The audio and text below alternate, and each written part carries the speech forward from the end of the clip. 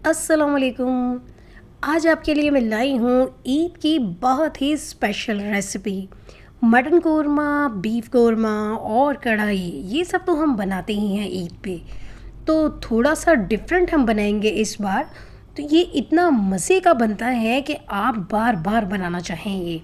तो ये रेसिपी आपने ज़रूर ट्राई करनी है। तो चलिए बनाना शुरू करते हैं। तो मैंने लिया है 1 किलो मटन, जिसमें ये हड्डी वाला भी है और मैंने कुछ बोनलेस भी लिया है। तो सबसे पहले कुकर में हम मटन ही डाल लेंगे। उसके बाद हम इसमें डालेंगे प्याज, क्योंकि हम बना रहे हैं नमकीन प्याज गोश्त। तो प्याज इसमें मैंने 3 मीडियम साइज़ के लिए हैं, लहसुन डाला है और 1 इंच का अदरक का टुकड़ा डाला है और साथ डाला है 1 चम्मच नमक और 1 गिलास पानी।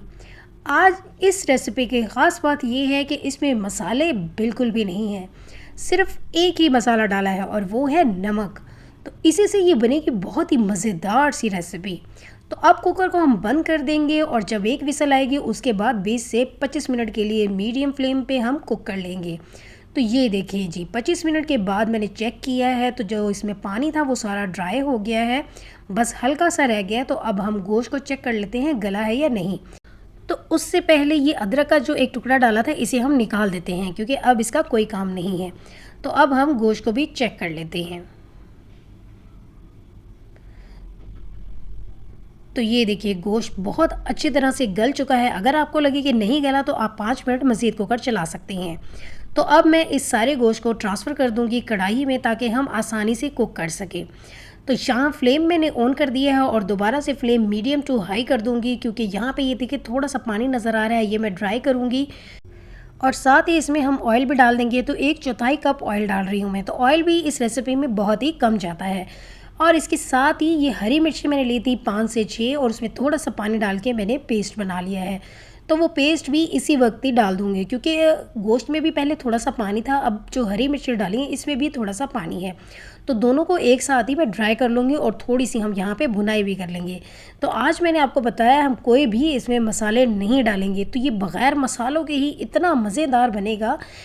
तो मैं आपसे जो मर्ज़ी कह लूँ, जब तक आप ख़ुद ट्राई नहीं करेंगे आपको यकीन नहीं आएगा, क्योंकि इसमें मसाले कोई भी नहीं है, सिर्फ मैंने इसमें नमक डाला है और हरी मिर्चों का पेस्ट डाला है। ये इसी से ही इतना मज़े का बनेगा। तो ये देखिए कितना मज़ेदार लग रहा है ये अभी से ही। और ये हेल्दी भी इतना है कि जो मसाले नहीं पसंद करते उनके लिए ये रेसिपी तो बेस्ट है।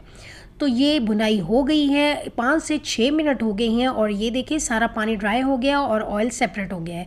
तो जैसे ही सारा पानी ड्राई हो जाए, ऑयल सेपरेट हो जाए, तो इसमें डाल देना है 1 कप दही। तो दही इसमें थोड़ा सा ज़्यादा हम डाल रहे हैं, क्योंकि और तो हमने इसमें कुछ डाला नहीं है, टमाटर भी नहीं डाले, तो इसीलिए हम दही डाल के थोड़ी सी इसकी ग्रेवी बना लेंगे। अब इसे मिक्स करेंगे और उसके बाद कवर करके हम 5 से 7 मिनट के लिए लो फ्लेम पे दही को भी पका लेंगे, क्योंकि दही भी पानी छोड़ेगी। तो दही का पानी भी ड्राई हो जाए और थोड़ी सी ग्रेवी इसमें रह जाए, बस हमने इतना ही कुक करना है।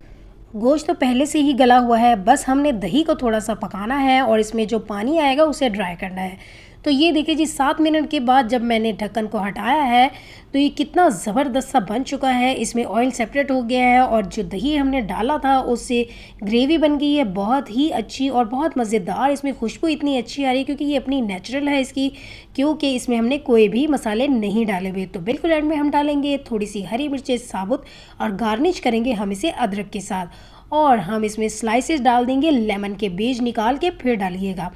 तो इसे हम सर्व कर देंगे। तो ये देखिए जी, बहुत ही मज़ेदार और जल्दी से बन गया है। तो जिन लोगों को हेल्दी खाना हो और कुछ डिफरेंट खाना हो तो ये रेसिपी ज़रूर ट्राई कीजिएगा। और अगर रेसिपी अच्छी लगी तो अपने फ्रेंड्स और फैमिली में शेयर कर दीजिएगा। और अगर अभी तक आपने मेरे चैनल को सब्सक्राइब नहीं किया तो वो भी कर दीजिएगा। तो इसके साथ ही हम फिर मिलेंगे एक और नई मज़ेदार रेसिपी में। अल्लाह हाफिज़।